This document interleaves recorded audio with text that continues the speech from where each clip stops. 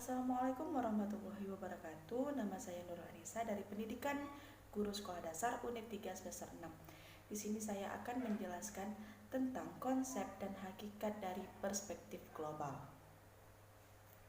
Baiklah, pembahasan pertama di sini tentang pengertian dari perspektif global. Nah, apa sih? Yang pertama kita harus mengetahui apa itu arti global. Apa sih arti global itu? Global merupakan suatu istilah yang mengarah ke beberapa hal. Jika mengarah secara universal, maka global merupakan suatu keutuhan, keseluruhan, kepemenuhan ruangan yang bulat. Nah, global juga disebut sebagai elemen yang menempati seluruh ruang yang ada di dunia dan sejagat raya. Masuk ke perspektif global. Nah, apa sih itu perspektif global?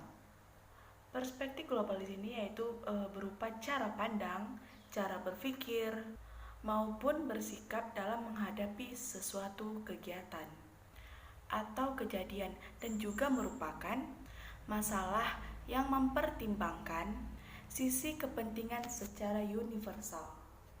Contohnya ini seperti pada tahun 2006 yaitu kejadian tsunami terbesar yang dilanda di Aceh.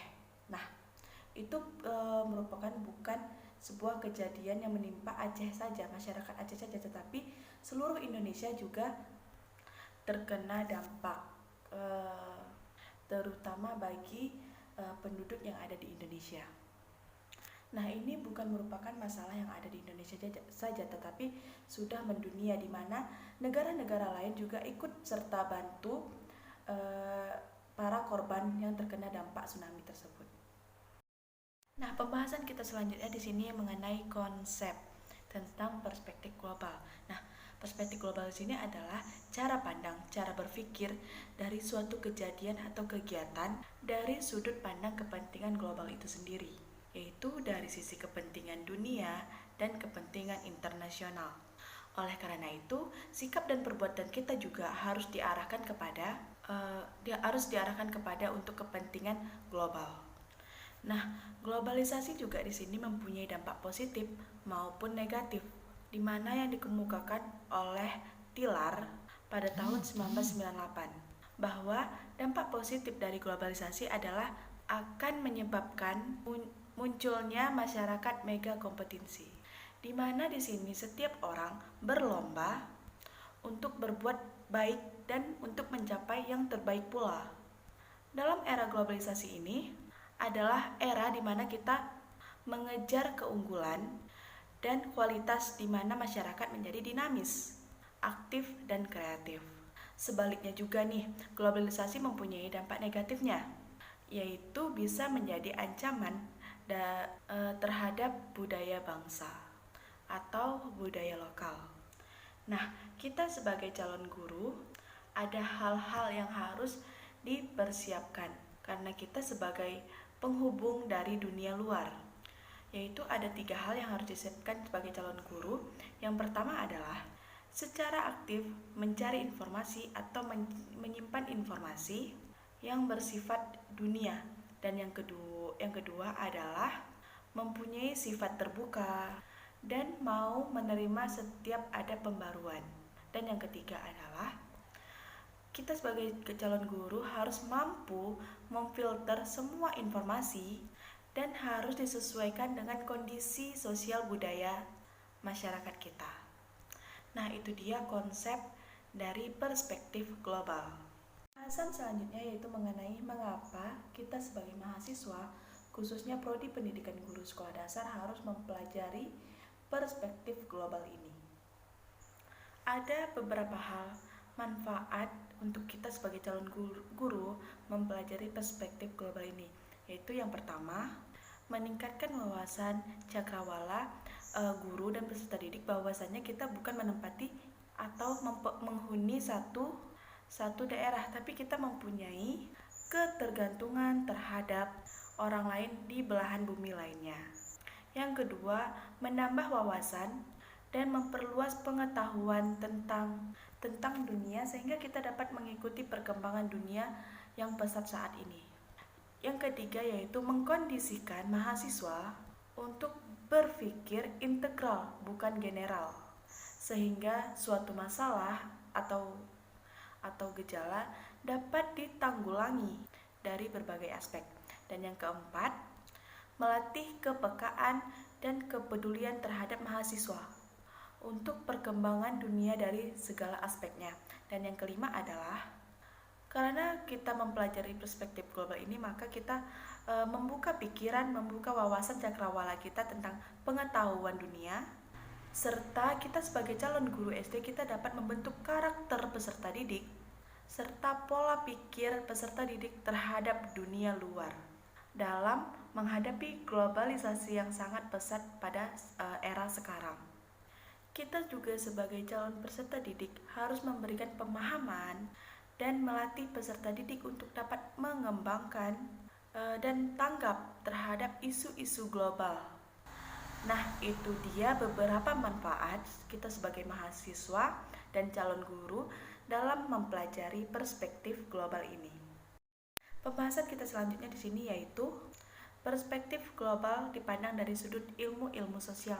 Nah, yang pertama ada sejarah. Konsep dalam perspektif global yang mengacu pada sejarah yaitu mengacu pada konsep waktu. Dengan perspektif global, sejarah yang berkaitan dengan kejadian-kejadian yang telah terjadi, yang diprediksi dan yang sedang terjadi. Peristiwa akan membawa citra dan kesan kepada kita akan suatu hal kejadian di masa lalu atau masa lampau yang dijadikan suatu kajian penelitian untuk memprediksi kejadian-kejadian yang akan datang. Yang kedua ada geografi. Nah, geografi ini tidak terlepas dari ruang maupun fenomena yang terjadi di dalamnya. Keruangan dalam geografi ini dimaksud adalah seperti daratan, lautan, maupun udara. Keruangan dalam geografi ini dilihat dari yang terkecil, yaitu lokal, regional, baru ke global. Jadi inti pada geografis ini, disiplin ilmu geografi ini disangkut pautkan dengan perspektif global adalah sebuah keterampilan atau kemampuan dalam memandang dengan lebih mendalam yang berkaitan dengan fenomena, proses, dan masalah-masalah yang ada dalam keruangan. Seperti halnya, kita dari kecil sudah melihat perkembangan zaman. Dari kecil hingga dewasa sekarang, kita pasti sudah melihat perkembangan-perkembangan di era sekarang. Misalnya alat transportasi. Nah, pada zaman dahulu alat transportasi itu seperti kuda dan lain sebagainya. Dan sekarang sudah banyak alat transportasi yang canggih seperti kereta api, pesawat, dan lain sebagainya. Nah, itu dia sudut pandang dari ilmu geografi ini. Yang ketiga ada ilmu politik, di mana pada dasarnya ilmu politik ini mempelajari tentang suatu negara. Dipandang dari perspektif global, hubungan yang terjadi dari suatu negara dengan negara-negara yang lainnya adalah hal yang mendasar. Jenis hubungan politik dalam ruang regional yaitu misalnya terjadi hubungan antara negara-negara yang ada di Asia Tenggara. Nah, hubungan politik internasional di sini dapat dikatakan hubungan yang terkait antar bangsa ataupun negara dari berbagai belahan dunia.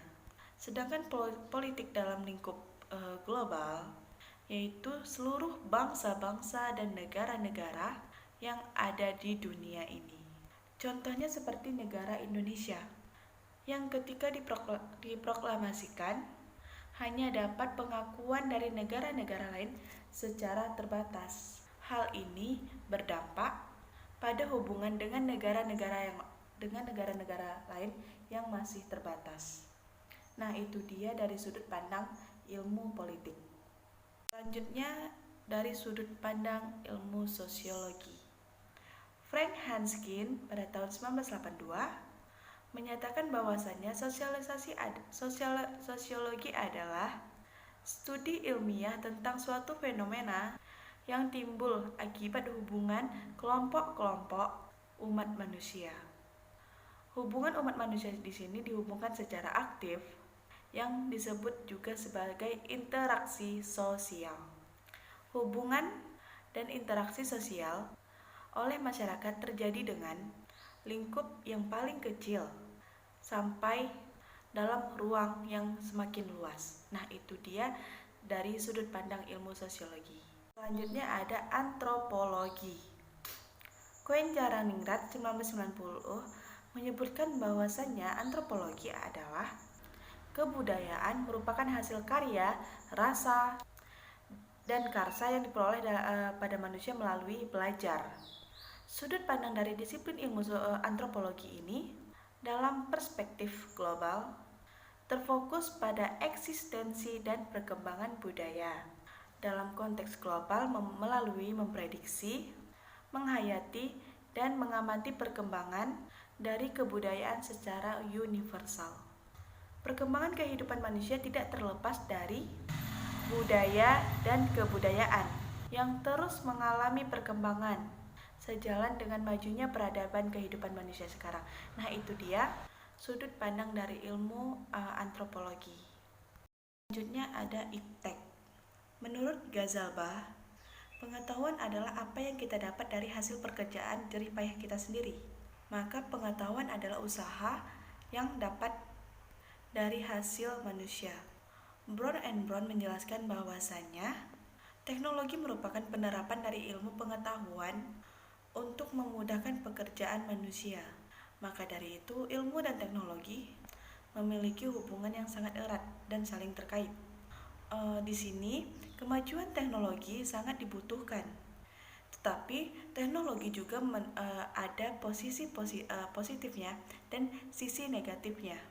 Maka dari itu kita menggunakan teknologi dengan sebaiknya dan memfilter sesuai dengan kebutuhan kita. Nah, itu dia dari sudut pandangan iptek. Selanjutnya ada transportasi.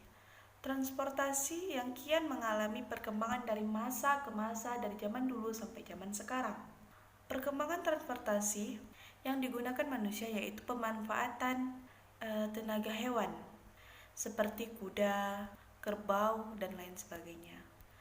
Nah, dengan seiring perkembangan zaman pada era globalisasi ini, sudah tidak ditemukan lagi transportasi menggunakan kuda. Dan sekarang udah banyak transportasi dengan teknologi-teknologi yang canggih seperti angkutan umum, bus, mobil, pesawat, bahkan satelit. Nah, itu dia dari sudut pandangan transportasi. Selanjutnya yaitu ada komunikasi. Kelly 1953 menyebutkan bahwasannya komunikasi merupakan sebuah proses di mana seseorang yang disebut sebagai komunikator memberikan stimulus atau informasi kepada orang lain. Komunikasi tidak hanya dilakukan oleh manusia saja. Hewan bahkan tumbuhan memiliki alternatif sendiri dalam berkomunikasi dengan caranya sendiri. Cara berkomunikasi pun di sini mengalami berbagai perkembangan zaman. Ilmu teknologi pun, ilmu pengetahuan dan teknologi menjadi sebuah sarana dalam berkomunikasi dan memiliki kedudukan peranan yang sangat penting dan tidak terbatas. Tidak dalam konteks lokal saja maupun regional, bahkan global, tapi sudah mencapai dunia luar melalui satelit. Nah, itu dia pandangan dari sudut pandang ilmu komunikasi. Nah, pembahasan terakhir kita di sini yaitu pentingnya kesadaran dan wawasan dalam perspektif global. Pentingnya penambah wawasan dalam perspektif global adalah pada hakikatnya, perspektif global adalah cara pandang, sudut pandang, cara berpikir yang secara menyeluruh terhadap aspek yang ada di bumi dengan kaitannya di manusia. Seiring dengan kemajuan dan perkembangannya dari peradaban manusia, membawa banyak dampak positif maupun negatif dari manusia itu sendiri. Di sini manusia mau tak mau harus berbaur, terjun langsung dengan dunia yang luas dan beragam ini. Kesadaran dalam global bukan berarti menolak maju atau menolak segala yang ada di lingkungan sekitar, terutama dari pengaruh dunia luar. Kita sebagai masyarakat global, kita perlu mengikuti terus kemajuan atau globalisasi dengan catatan untuk kemajuan atau kemaslahatan bersama. Kuncinya tidak bertentangan dengan filsafah bangsa. Kita sebagai warga negara bangsa Indonesia harus menyadari keberadaan kita sebagai negara hukum. Dan sebagai bangsa yang besar kita juga memiliki landasan dalam bernegara. Kita juga kaya akan adanya nilai norma-norma yang ada di dalam masyarakat Indonesia ini. Nah, itu dia pentingnya kesadaran dan wawasan dalam perspektif global. Nah, itu dia yang dapat saya jelaskan mengenai konsep dan hakikat perspektif global. Apabila ada kesalahan, saya mohon maaf. Saya akhiri.